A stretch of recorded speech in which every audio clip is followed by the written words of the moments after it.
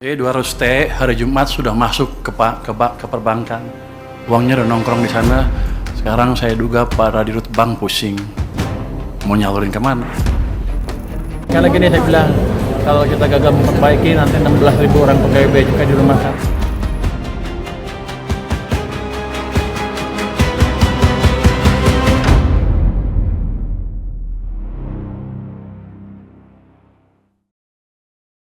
Sejak pertama kali menjabat sebagai Menteri Keuangan, Purbaya Yudisadewa langsung menunjukkan arah kepemimpinan yang tegas dan berani. Fokus utamanya diarahkan pada penguatan fiskal, disiplin anggaran, serta upaya menjaga stabilitas ekonomi di tengah tantangan global dan domestik. Gaya koboynya membuat sang Menkyu bahkan mencapai kepercayaan publik yang cukup tinggi. Berikut ini sederet gebrakan Menteri Keuangan Purbaya Yudisadewa sejak pertama kali menjabat. Yang pertama, mengenai gebrakan suntikan 200 triliun rupiah ke perbankan. Setelah dilantik, Purbaya langsung menempatkan 200 triliun rupiah ke bank-bank BUMN Himbara. Tujuannya untuk memperkuat likuiditas perbankan dengan memakai dana mengendap di Bank Indonesia. Dengan kebijakan ini, pemerintah mulai melihat naiknya pertumbuhan kredit hingga akhir 2025. Termasuk peningkatan uang beredar serta broad money yang tumbuh lebih kuat. Menkyu Purbaya yakin bisa mendorong pertumbuhan ekonomi Indonesia ke atas 5,5% di akhir 2025. Yang kedua, soal menarik anggaran kementerian yang tidak terserap. Menkyu Purbaya meminta kementerian mengembalikan anggaran mereka yang tidak terserap. Menkyu ingin setiap rupiah APBN digunakan secara prioritas. Kementerian Keuangan bahkan sampai menerima 4,5 triliun rupiah per pertengahan Desember 2025 dari anggaran yang dikembalikan kementerian dan juga lembaga. Dana yang dikembalikan ini dipakai untuk proyek strategis, bantuan sosial, hingga cadangan fiskal.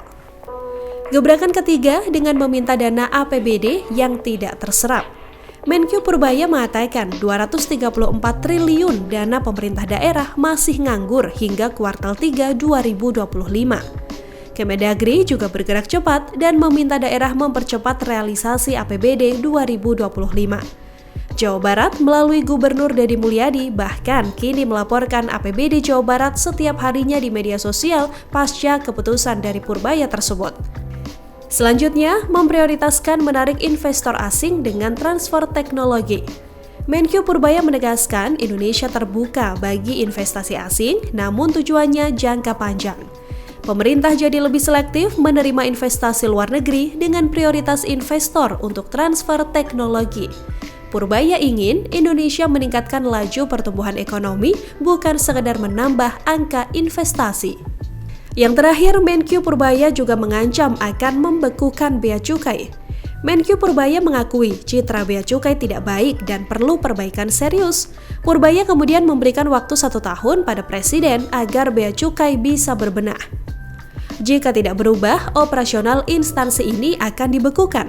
Purbaya juga menegaskan 16.000 pegawai DJBC bisa dirumahkan jika tidak ada perbaikan. Dirjen Bea dan Cukai Jaka Budi Utama pun berjanji akan melakukan evaluasi dan juga koreksi.